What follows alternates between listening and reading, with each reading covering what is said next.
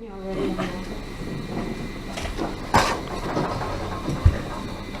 what is your title of this African Heritage Foundation? The title of the... Your title, your coordinator, I am the president of the foundation.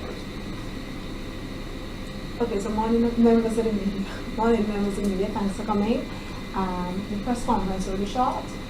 It is basically to bring you up to date in relation to Sankofa, which is into its 5th year, headed by the African Heritage Foundation, of which Simba here is going to tell you more of. He will make a brief statement in relation to the event, and then of course you can ask him whatever question. The event, of course, is March 28th, which is next week. Over to you. Thanks, Deandra.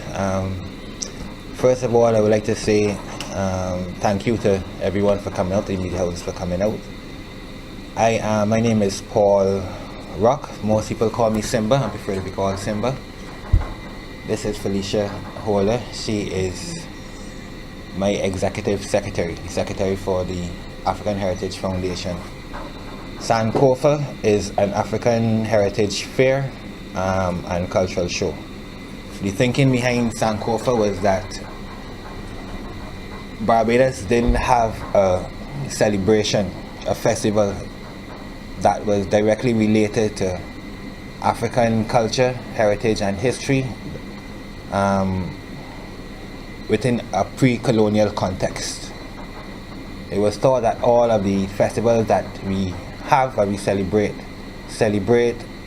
our, as African descended people, our slave existence and pre-colonial existence, what happened after slavery. It was felt by the foundation, members of the foundation, that to instill some sense of pride within the mass of the people, the African descended people in Barbados, we would have to be more educated on our pre-colonial existence, what happened, who we were before the advent of slavery. In 2011, the UN declared that year for the recognition of people of African descent. In 2007, based on that direction, the Sankofa African Heritage Fair and Cultural Show was born. It's a community event. It started in the community of Belfield in Blackrock. It was held there twice. Then we went to Deacons. Last year we were in here. Last year was the first year that we came indoors. So the Spirit Born was transformed into a Afrocentric mall space. And this year we're going into Haynesville, and we're working with Mr. Peter Skeet and the Haynesville Youth Club. So the African Heritage Foundation and the Youth Club will be hosting the Sankofa this year. Sankofa will see not only exhibits and educational activity that is there to again instill some sort of knowledge of who we were before our slave experience, and it also gives members of the community, members of the foundation, a chance to showcase talents, their businesses. So it's about small business development. We will use the event to compile information on skill sets to try and build a database of skill sets from that community, and as we go around to different communities in Sankofa. So in a nutshell, that is what Sankofa is and what it's intended to do. It will be on, as Deandra said, on Saturday 28th of March. We start at 1 p.m. Central Close Recreational Park, Haynesville. We have a little road tennis competition, a little small goal. There'll be a movie theater. We have a family business that sells Nigerian foods and products. They will be there. We have weaving, and of course we have a focus on children's youth education. So that is one of the main aspects of the Sankofa. So basically that, and the proceeds coming from the Sankofa will be divided between the African Heritage Foundation and the Haynesville Youth Club. So basically that is the Sankofa in a nutshell. If I may, the foundation, the African Heritage Foundation, that is a grassroots organization. It's a charity that was recently formed. Its focus is to develop a economic base that can support small businesses outside what is already being done by different government agencies, and to have a pool of resources, economic and otherwise, to facilitate projects and activities, events such as Sankofa. Because one of the main problems with hosting these things that Barbados is not a very Afrocentric island. It's very colonial in its thought process. So sponsorship for these types of events are not readily forthcoming. So it's a struggle. So to get away from that, so that we could advance the cause of Pan-Africanism and the Afrocentric thought process, the foundation was born. Questions? Okay, the persons that are attending the fair, how will they benefit? Attending the fair? People attending the fair, again, they will get a little information, or a lot of information on history, African history and philosophies, again from a pre-colonial period. That is one. They will be able now to get an idea of different products and services that are not readily out there. There again. And basically it gives people a chance to feel good about themselves from a Afrocentric perspective. And that is the base. That you want to have people feeling proud about themselves as Africans. When I spoke of the festivals, take for example the Whole Town Festival. And we know the Whole Town Festival, what that's about. That has nothing to do with us as African people or African descendant people. But it gives another culture a pride. This is the landing, of the European in Barbados, So it gives those people a sense of pride. Crop over, as you know, when the crop was over, that had nothing to do with African people. Slavery was an economic venture. So when the crop was over, that is when the masters and things, they made all their money.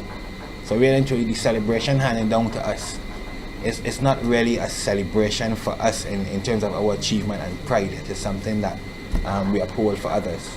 So again, the Sankofa is really intended to give us something that is innately ours, so we have pride in ourselves. So, because we don't have anything else. If you could tell me something we have, I would love to know, but I don't think we have anything else. Any question from you?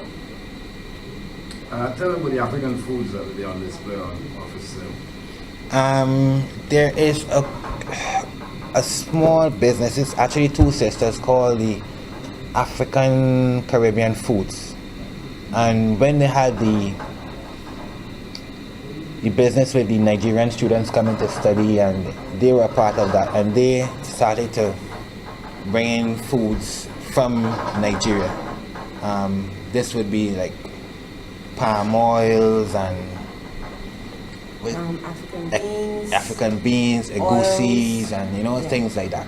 So what they will be doing, they will come in and they will have these things on sale and have a workshop on how to prepare these things and how some of these things taste and things like that. So that is there. But food would actually be sold.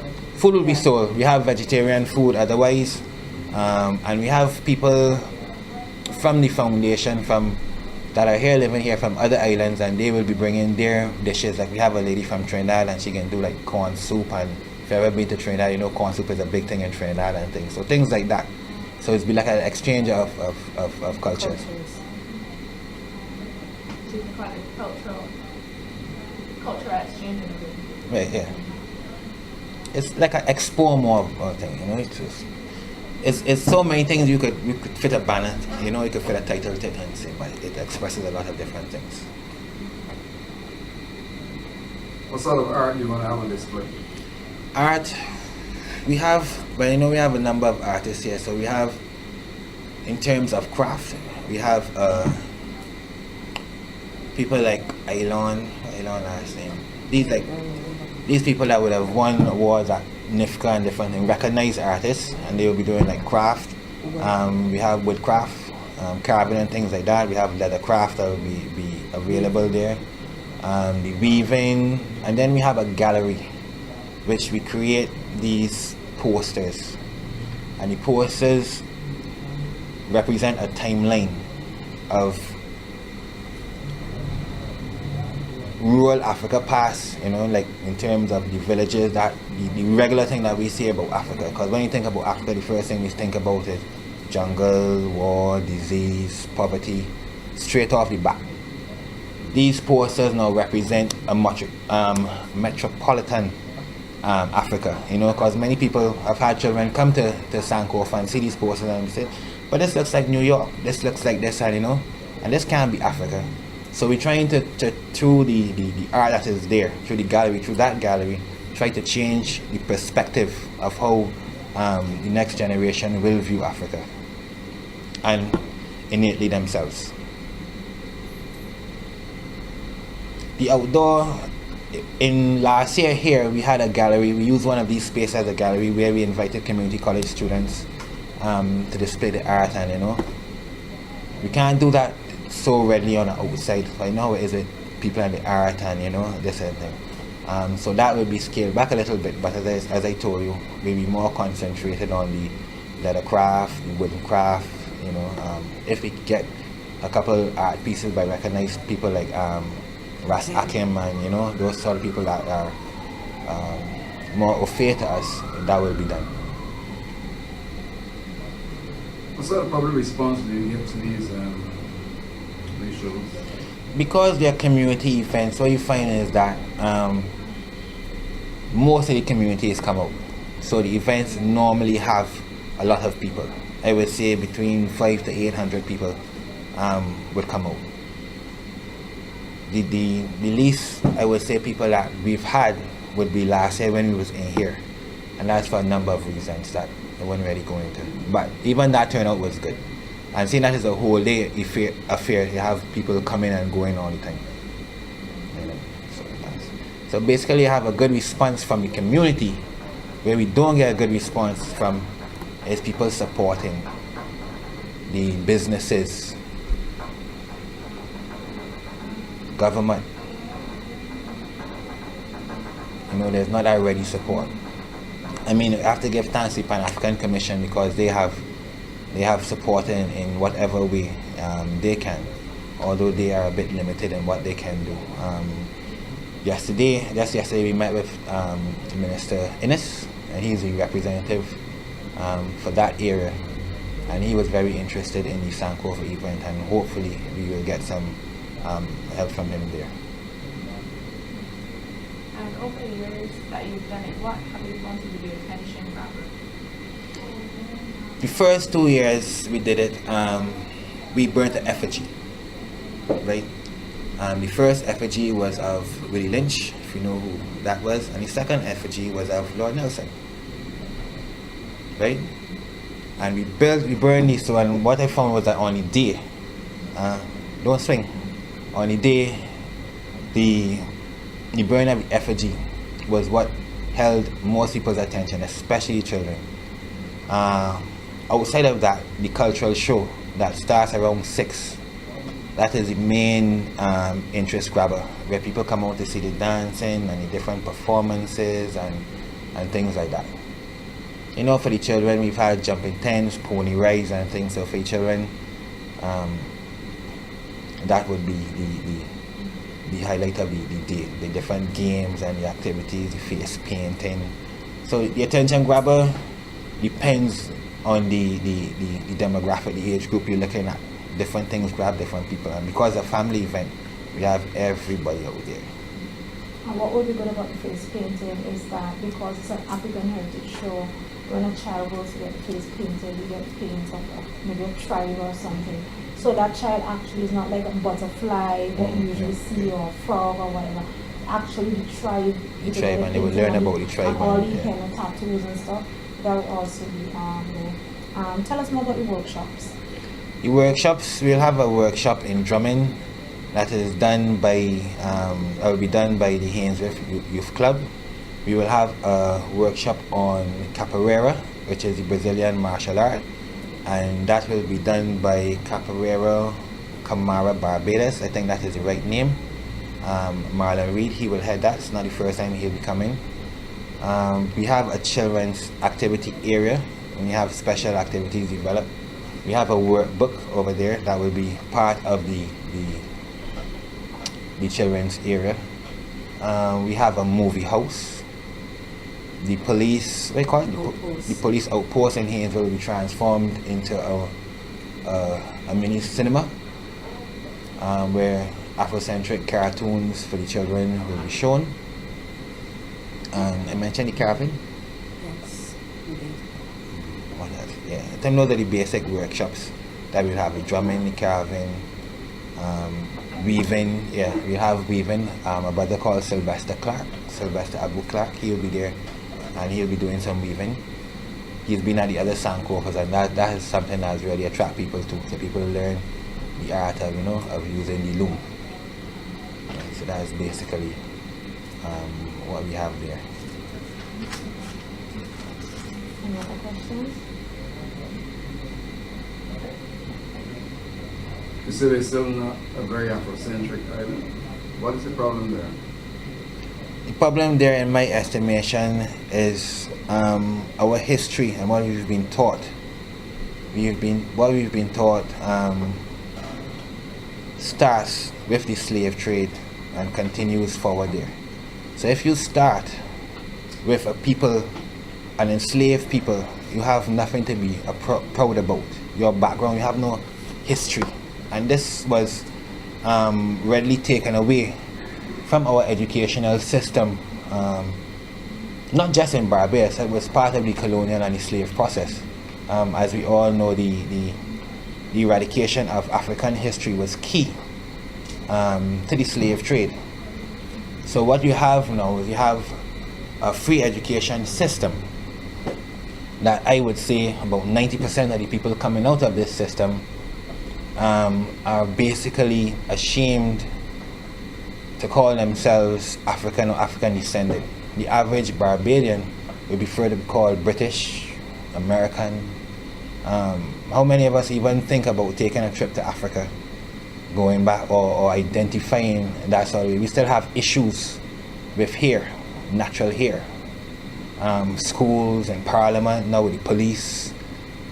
So we are people that don't love ourselves, basically. So this is what the foundation, Sankofa, and other activities and events that are hosted and will be hosted, we'll try to do. I'll give you an example.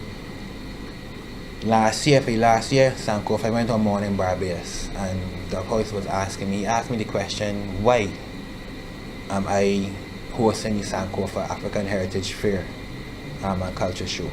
And I thought that to be a really sad question, because I said to him, if a Chinese man was here advocating Chinese culture and Chinese heritage, and a Chinese man was the moderator, was doing the interview, I am sure he wouldn't ask the question why. Not why. It's obvious why.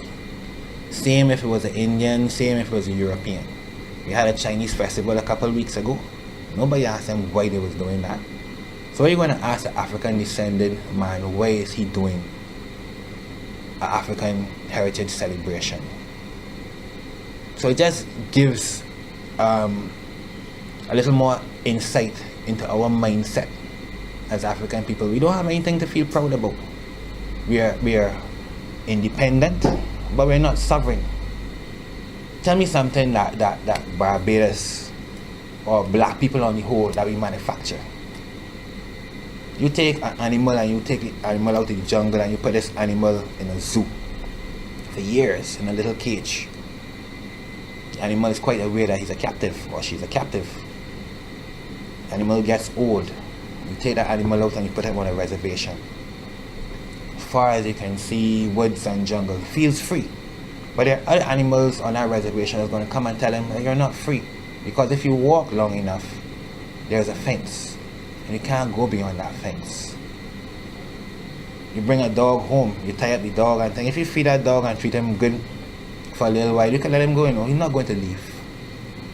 So we've come from a point of physical slavery to a point that we couldn't eat at the table, at master's table, but now we have a seat a little closer to master's table and we are quite comfortable and happy with the scraps. So we don't do anything. We don't produce anything. The clothes we wear, the cars we drive, the houses we live in. Nothing to reflect Africa. It's nothing to reflect us. What industry do we have? Sugarcane? Tourism? You look at tourism, a service industry. Who does all the serving? Ever see a white maid? Ever see white garbage people? These are the questions we have to start asking. We saw what happened the other day when the white lady went missing. Kind of response. These are things that should wake up black Barbadians. But now we're comfortable because we have a little car, we have a little house, we got a little toilet inside now. We have a generator. Go ahead, Sam. How old is your association? The foundation itself was only founded last year. Last year? Yeah, in November. Before that, we used to produce a magazine called Our African Heritage. That was started in about 2008. Part of the mandate of the magazine was every quarter, it was a quarterly magazine, and every quarter the magazine was to have a social community event. So it was, I considered a working publication. So it wasn't just a magazine. The work became so much, and the magazine, the actual production of the magazine took a back seat to the actual community work, which I found to be more effective. But it became too much just for that. So out of that there, the idea for the foundation came. And last year, the foundation was born. You've been running Sankofa for how long? This will be the 5th year. It started in 2011 for the as I said earlier, the declaration for the year of people, recognition of people of African descent. So you've really been a presence in the Barbados market, so to speak, for 5 years. You are satisfied that you are making some of the towers making Barbados more Afrocentric? Yes and no. Yes, in terms of I can see the response from the community, especially from the children, to the activity. Is something that is looked forward to. But the stagnation and the lack of resources has hindered it from doing what it should really be able to do, or what it can do. Hence the African Foundation, hence self-reparation, dealing with self-repairs. So we're going to take this thing from what it is doing already and make it stronger so it will be more effective. But yes, I can say that the response and what it is doing in terms of building pride, especially when you see the little children getting this new information. You can see within themselves, they walk around on the day all proud, you know what I mean? And this thing. And they carry that with them. The only thing problem there where it drops down is that the continuity. Because they have to wait every year for it, because they can't afford to do this thing and put on the programs as we was like. And again, coming back to the foundation and the reason for the creation of the foundation. I see you have a lot of projects on the drawing board, but they're going to cost a lot of money. What sort of money are you looking for? For which project? All of the projects. I don't have I can't put a total to the in terms of money to the project, but as you see, you've read a brief on the foundation. The foundation is like a mini government, and it is based on the collection of Jews, as you would have read. So it is a scheme or a system, I don't want to say scheme, it's a system where it is built on building mass with little contribution, 50 cents a day. So we will always have a pool of money to do what we need to do in terms of the small business, holding these sort of activities, and really being able to make a real strong statement and have a really firm presence in the society. We work with the equation, and the equation is mass plus 50 cents equals to power. You know, when one voice is in the windlass speaking, it is seldom heard. That would have to be a very mighty voice. But if you have the voice of the masses speaking to issues, then you start addressing issues, as you all know. What I'm wondering is whether or not if you're mass-based, you will generate the amount of money, because you have about a dozen or so projects. Acquiring land, financing small business, that kind of thing. That thing costs a hell of a lot of money. And I'm not too sure, I don't know, but I'm asking it, can that money be generated by just membership, or do you have to get to a bank and borrow some serious money? No, we're not looking to borrow money.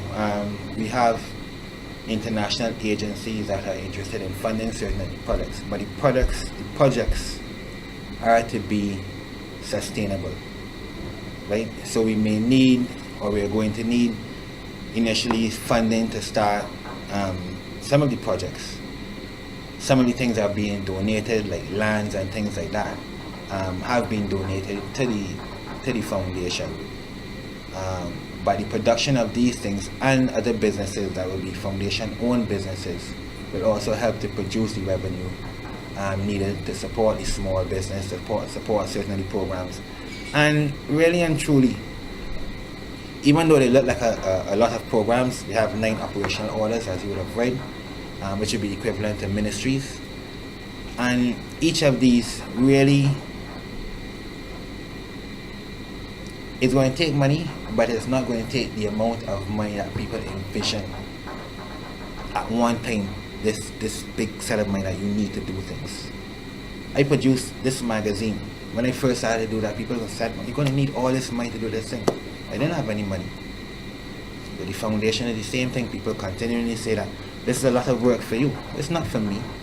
You have a big member base.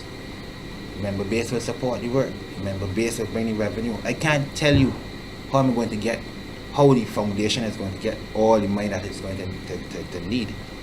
But it will. One more question. What do you want for the business community, and what do you want from the government? The business community, I would like the business community, especially for emerging businesses, for their assistance to be more effective, to be easily attained. The amount of red tape and the amount of things you gotta do to get a little assistance discourages the most of the young businesses, the young entrepreneurs coming up. So you want to try and eradicate that. From government, I would love the government to actually care about people a little more, actually think about what it is. You have systems and understand that it is the people. Without the people, you don't have anything. You don't have a government. You don't have a reason for a government, anything. So while you want to have things in place, it has to be what I like to call a common sense thing. You can see the needs of the people.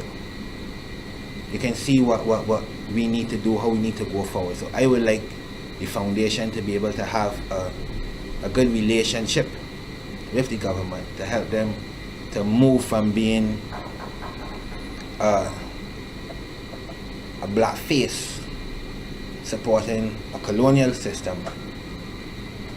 to a black face supporting a more Afrocentric system,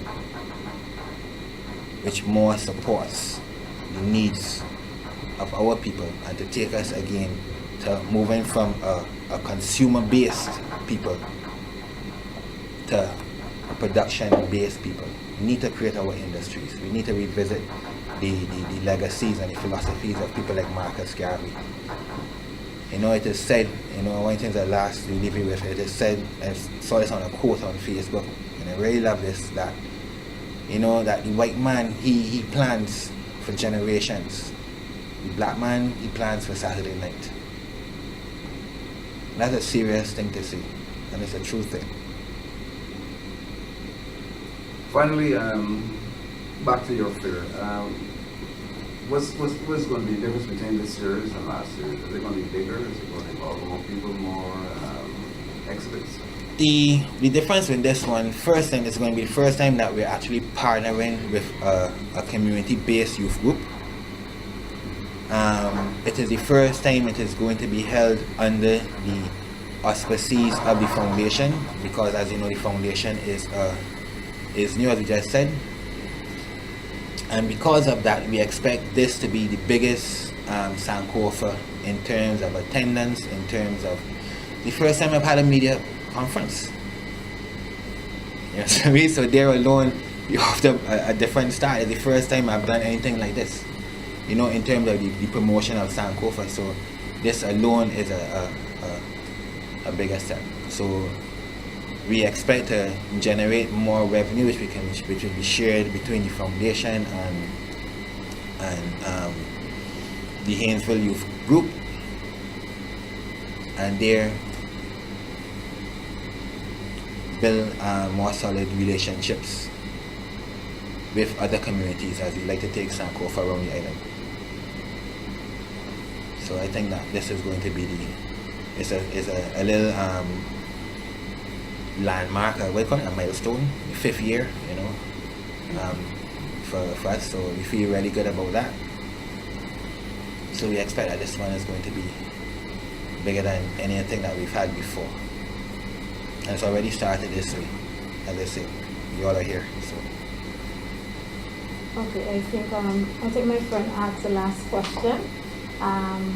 Although smaller number want to thank the media for coming out to this very important press conference. And we want to invite you to the Haynesville playing field on March 28th, where it will be transformed into an African heritage site. Bring the children, bring the entire family. It's an all-day event, and continue to spread the word. I look forward to your coverage. I know that we'll get great coverage from you. So thanks again for coming. I'm going to give you a press release now. Before you leave, take some of our healthy snack with you. It's all day? All day. Yes, from 1 p.m. And it goes right up to 2 o'clock in the morning. Of course, it finishes with a dance and some drinks. You know, yeah, they have a dance and thing that's going to start around 10 o'clock, but the cultural performance starts from 6 to 10, and then from 1 o'clock in the day we have all the activities for the children and things. So it's a full day. You could visit the Facebook page. You gave us the artists for the cultural show? No, I didn't give it the artists. I'm never surprised. Usually what's happened on the day is be a mix between slotted artists and people in the community coming up wanting to perform. So it's almost be like, they would call it a little karaoke, but it's about community, it's about having fun. So it's not, you know, it's a free event, so it's not about having all these professional people come up and, you know, it's about coming out and having fun. And this year, because of the youth group will be doing the dancing and the drumming, and, you know, they will play a bigger part this year. And we have spoken word, we have song,